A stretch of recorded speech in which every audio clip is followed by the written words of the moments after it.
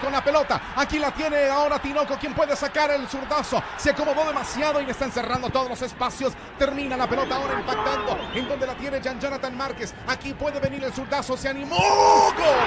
¡Gol!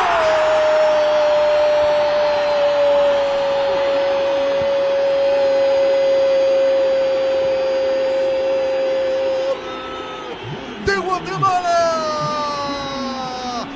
Jonathan Márquez, zurdazo, al minuto 19 de juego, 1-0 Guatemala.